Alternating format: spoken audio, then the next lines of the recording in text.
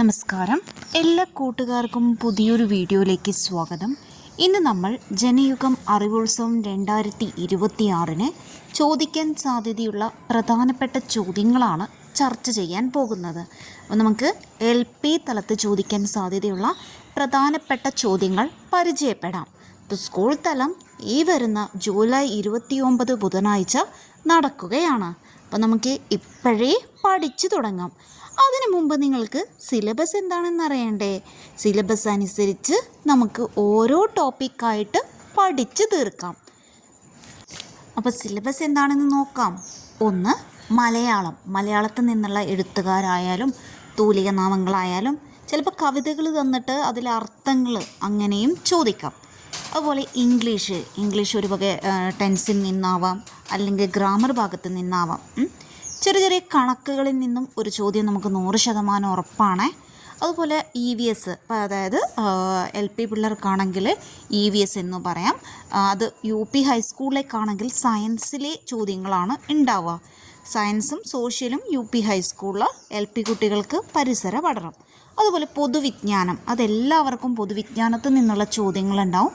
സാഹിത്യവും ശാസ്ത്രവും കലയും IT-യും സ്പോർട്സും രാഷ്ട്രീയവും ഈയിടെ നടന്ന അവാർഡുകളും ഇതൊക്കെ ഉൾപ്പെടുത്താണ് പൊതുവിജ്ഞാന ചോദ്യങ്ങൾ ഉണ്ടാകുക. അപ്പോൾ നോക്കുക, LPയിലാണെങ്കിൽ പരിസര പഠനം എന്ന് പറയുമ്പോൾ സോഷ്യലും അതുപോലെ സയൻസും ഉൾപ്പെട്ടു. ഹൈസ്കൂളും UP വിഭാഗങ്ങളിൽ അത് സെപ്പറേറ്റ് ആയിട്ട് തന്നെ പറയുന്നുണ്ട്. സയൻസിൽ നിന്നുള്ള ചോദ്യങ്ങളുണ്ടാവും, അതുപോലെ സോഷ്യലിൽ നിന്നുള്ള ചോദ്യങ്ങളും ഉണ്ടാകും. അപ്പോൾ നമുക്ക് LP തലത്തിലുള്ള ചോദ്യങ്ങളാണ് നമ്മൾ ഇന്നത്തെ വീഡിയോയിലൂടെ ചർച്ച ചെയ്യാൻ പോകുന്നത്. അപ്പോൾ നമുക്ക് ചോദ്യം നോക്കാം. ഒന്നാമത്തെ ചോദ്യം, പശ്ചിമഘട്ട മലനിരകളെക്കുറിച്ച് നിങ്ങൾക്കറിയാമല്ലോ. പശ്ചിമഘട്ട മലനിരകളുടെ ഭാഗമായ കേരളത്തിലെ ഭൂവിഭാഗം ഏതാണ്? ഉത്തരം മലനാട്. നിങ്ങൾ പഠിച്ചിട്ടുണ്ടാവും അല്ലേ? മലനാട്, ഇടനാട്, തീരപ്രദേശം. അപ്പോൾ പശ്ചിമഘട്ട മലനിരയുടെ ഭാഗമായിട്ടുള്ളതാണ് മലനാട്. സമുദ്രത്തോട് അല്ലെ, കടൽ തീരത്തിൽ വരുന്നത് തീരപ്രദേശം. അടുത്തത്, കൂട്ടത്തിൽപ്പെട്ട വാക്ക് കണ്ടെത്തുക എന്നാണ്. അപ്പോൾ നമുക്ക് മലയാളത്തിൽ നിന്നുള്ള ചോദ്യമാണ്. ഉത്തരം നോക്കാം. നയനം, ലോചനം, അക്ഷി, പാണി. അപ്പോൾ പാണി എന്ന് വെച്ചാൽ എന്താ? പാണി എന്ന് വെച്ചാൽ കൈ. പാണി, ഹസ്തം, ബഹു ഇതൊക്കെ കൈയ്യതാണ്. ബാക്കി നയനം, ലോചനം, അക്ഷി എന്നൊക്കെ പറഞ്ഞാൽ കണ്ണിൻ്റെ പര്യായപദങ്ങളാണ്. അപ്പോൾ ഇതിൽ കൂട്ടത്തിൽ പെടാത്ത അല്ലെങ്കിൽ ഒറ്റപ്പെട്ട് നിൽക്കുന്ന വാക്ക് ഏതാണെന്ന് വെച്ചാൽ പാണിയാണേ, പാണി കൈയാണേ. അടുത്ത മൂന്നാമത്തെ ചോദ്യം നോക്കാം. AI നിങ്ങൾ ധാരാളമായി കേൾക്കുന്ന ഒരു വാക്കാണ്. AIയുടെ പിതാവെന്നറിയപ്പെടുന്നത് ജോൺ മക്കർത്തിയാണ്. 1950കളിൽ അദ്ദേഹമാണ് ഈ പദം ആദ്യമായി ഉപയോഗിച്ചത്. എങ്കിൽ AIയുടെ പൂർണ്ണരൂപം എന്ത്? അപ്പോൾ നിങ്ങളിവിടെ പഠിക്കേണ്ട രണ്ട് കാര്യം, എയുടെ പൂർണ്ണരൂപം പഠിക്കുക, അതുപോലെ AIയുടെ പിതാവെന്നറിയപ്പെടുന്നത് ആരാണ്, ആ പേരും കൂടി ഓർത്തു വെക്കുക. ജോൺ മക്കർത്തി ഓർത്തു വെക്കുക. AIയുടെ പൂർണ്ണരൂപം എന്താണ്? ആർട്ടിഫിഷ്യൽ ഇൻ്റലിജൻസ് എന്നാണ് AIയുടെ പൂർണ്ണരൂപം. അടുത്തൊരു ചോദ്യം നോക്കാം. താഴെ കൊടുത്തവയിൽ ശരിയായ പദം ഏതാണ് എന്നാണ്. ജ്യേഷ്ഠൻ, അതിഥി, ആചാര്യം, അതുപോലെ നിഷ്ഠാരം. ഉത്തരം നിഷ്ഠാരമാണ്. അടുത്തത്, 2025 സെപ്റ്റംബറിൽ ദുബായ് വെച്ച് നടന്ന ക്രിക്കറ്റ് മത്സരത്തിൽ ഇന്ത്യ പാകിസ്ഥാനെ പരാജയപ്പെടുത്തിയത് ഏത് കപ്പിൻ്റെ മത്സരമായിരുന്നു നടന്നത്? അപ്പോൾ 2025 സെപ്റ്റംബറിൽ ദുബായിൽ വെച്ച് നടന്ന ക്രിക്കറ്റ് മത്സരത്തിൽ ഇന്ത്യ പാകിസ്ഥാനെ പരാജയപ്പെടുത്തിയത് ഏത് കപ്പിനാണ്? ഉത്തരം ഏഷ്യ കപ്പ്. അടുത്തത്, ഉദയസൂര്യൻ്റെ നാട് എന്നറിയപ്പെടുന്നത് നമുക്കറിയാം, ജപ്പാൻ അല്ലേ? ഉദയസൂര്യൻ്റെ നാട് ജപ്പാൻ. എന്നാൽ ഇടിമിന്നലിൻ്റെ നാട് എന്നറിയപ്പെടുന്ന രാജ്യം ഏത്?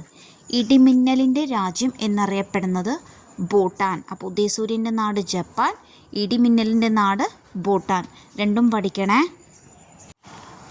കേരളത്തിലെ ആദ്യത്തെ പത്രമായ രാജ്യസമാചാരം പ്രസിദ്ധീകരിച്ചത് ആരാണ്?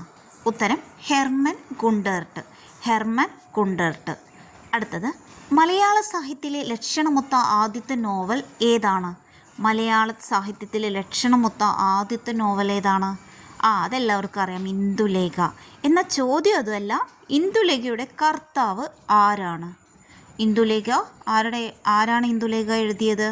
മലയാളത്തിലെ ആദ്യത്തെ ലക്ഷണമൊത്ത നോവലാണ് ഇന്ദുലേഖ. അത് എഴുതിയത് ഒ ചന്തുമേനോൻ. അപ്പോൾ മലയാളത്തിലെ ആദ്യത്തെ നോവൽ ഏതാണെന്ന് ഓർത്തു വെക്കുക. ആദ്യത്തെ നോവലാണ് ഇത്, കുന്തലത. അപ്പോൾ നെടുങ്ങാടി എഴുതിയ കുന്തലത ആദ്യത്തെ നോവലും ലക്ഷണമൊത്ത എന്ന് ചോദിച്ചാൽ മാത്രമേ എഴുതാൻ പാടുള്ളൂ. ഇന്ദുലേഖ ഒ ചന്തുമേനോൻ്റെ. അതുപോലെ മലയാളത്തിൽ ഏറ്റവും വലിയ നോവലുണ്ട് അവകാശികൾ, അതും കൂടി ഒന്ന് ഓർത്ത് വെക്കണേ. ഏറ്റവും വലിയ നോവൽ എന്ന് പറയുന്നത് അവകാശികളാണ്, MK മേനോൻ്റെ. അടുത്തത് ലോക വനദിനം എന്നാണ്? ലോക വനദിനം മാർച്ച് 21. നമ്മളത് ഓൾറെഡി പഠിച്ചിട്ടുണ്ട്. വനജയുടെ കാല് അല്ലെ, വനദിനം മാർച്ച് 21, ജലദിനം 22, കാലാവസ്ഥ ദിനം മാർച്ച് 23. ഓക്കെ, ഇനി അടുത്തത് മഹാകവി ജി ശങ്കരക്കുറുപ്പിന് ജ്ഞാനപീഠ പുരസ്കാരം ലഭിച്ച കവിതാ സമാഹാരം ഏതാണ്? ജി ശങ്കരക്കുറുപ്പിന് ജ്ഞാനപീഠം ലഭിച്ചത് ഏത് കവിതാ സമാഹാരത്തിനാണ്? നമ്മൾ പഠിച്ചിട്ടുണ്ട് 1965 ജി ശങ്കരക്കുറുപ്പിന് ജ്ഞാനപീഠ പുരസ്കാരം ലഭിക്കുന്നത്. അത് ഏത് കവിതാ സമാഹാരത്തിനും ചോദിച്ചാൽ ഓടക്കുഴലിനാണ്. അടുത്തത് സൂര്യനിൽ നിന്നും ഏറ്റവും അകലെ നിൽക്കുന്ന ഗ്രഹം ഏതാണ്? സൂര്യനിൽ നിന്ന് ഏറ്റവും അകലെ നിൽക്കുന്ന ഗ്രഹം ഏതാണ്? നെപ്റ്റൂൺ. ഏറ്റവും വലിയ ഗ്രഹം എന്നറിയപ്പെടുന്നത് വ്യാഴം. ചുവന്ന ഗ്രഹം ചൊവ്വ അല്ലേ, തുരുമ്പിച്ച ഗ്രഹം. ഇങ്ങനെ ഗ്രഹങ്ങളുടെ ഒരുപാട് വിശേഷണങ്ങളുണ്ട്. അതൊക്കെ ഒന്ന് കൂട്ടുകാർ നോക്കി വെക്കണേ. കമ്പ്യൂട്ടർ ഓൺ ചെയ്യുമ്പോൾ ആദ്യം പ്രവർത്തിക്കുന്ന സോഫ്റ്റ്വെയർ ഏതാണ്? കമ്പ്യൂട്ടർ ഓൺ ചെയ്യുമ്പോൾ ആദ്യം പ്രവർത്തിക്കുന്ന സോഫ്റ്റ്വെയർ ആണ് ഓപ്പറേറ്റിംഗ് സിസ്റ്റം. അടുത്തത് how dash mangoes are there in the bag. അവിടെ ഫില്ല് ചെയ്യാൻ വേണ്ടിയിട്ടാണ്. അപ്പോൾ നമുക്ക് അവിടെ എന്താ ചേർക്കണ്ടേ? Many. How many mangoes. Okay, അടുത്ത ചോദ്യം നോക്കാം. മലയാള നടിമാരിൽ 6 തവണ വീതം മികച്ച നടനുള്ള സംസ്ഥാന ചലച്ചിത്ര പുരസ്കാരം നേടിയ ആളാണ് മോഹൻലാലും മമ്മൂട്ടിയും. ഇവരെ പോലെ നടിയിൽ ഏറ്റവും കൂടുതൽ തവണ ഈ നേട്ടം കൈവരിച്ചത് ആരാണ്? 6 തവണ ലഭിച്ചിട്ടുണ്ട്. ആരാണ്? സ്റ്റേറ്റ് അവാർഡൊക്കെ 6 തവണ ലഭിച്ച നടിയാണ് ഉർവശി. അടുത്ത ചോദ്യം നോക്കാം. ഒരു കുളത്തിൽ കുറച്ച് തവളകൾ താമര ഇലയിൽ ഇരിക്കുന്നു. ഒരു ഇലയിൽ 2 തവളകൾ വീതം ഇരുന്നപ്പോൾ ഒരു ഇല അധികം വന്നു. ഒരു ഇലയിൽ 1 തവള വീതം ഇരുന്നാൽ 1 തവള അധികം വരും. എന്നാൽ തവളയുടെ എണ്ണം എത്ര? താമര ഇലകളുടെ എണ്ണം എത്രയാണ്? തവള 4 എണ്ണവും താമര ഇല 3 എണ്ണമാണ് ഉള്ളത്. ക്വസ്റ്റ്യൻ വേണമെങ്കിൽ ഒന്നും കൂടി പറയാം. ഒരു കുളത്തിൽ കുറച്ച് തവളകൾ താമര ഇലയിൽ ഇരിക്കുന്നുണ്ട്. ഒരു ഇലയിൽ 2 തവളകൾ വീതം ഇരുന്നപ്പോൾ ഒരു ഇല ബാക്കി അധികം വന്നു. ഒരു ഇലയിൽ 1 തവള വീതം ഇരുന്നാൽ 1 തവള അധികം വരും. എന്നാൽ തവളകളുടെ എണ്ണം എത്രയാണ്? താമര ഇലകളുടെ എണ്ണം എത്രയാണ്? ഓക്കെ, കൂടിയാട്ടത്തിൽ പാരമ്പരാഗതമായി പുരുഷവേഷം കെട്ടിയിരുന്നത് ചാക്യാർമാരാണ്. എന്നാൽ പരമ്പരാഗതമായിട്ട് സ്ത്രീ വേഷം കെട്ടുന്നത് ആരാണ്? ഉത്തരം നങ്ങ്യാർ. അടുത്ത വീഡിയോയിൽ കൂടുതൽ പ്രധാനപ്പെട്ട ചോദ്യങ്ങളുമായി നമുക്ക് വീണ്ടും കാണാം. നന്ദി.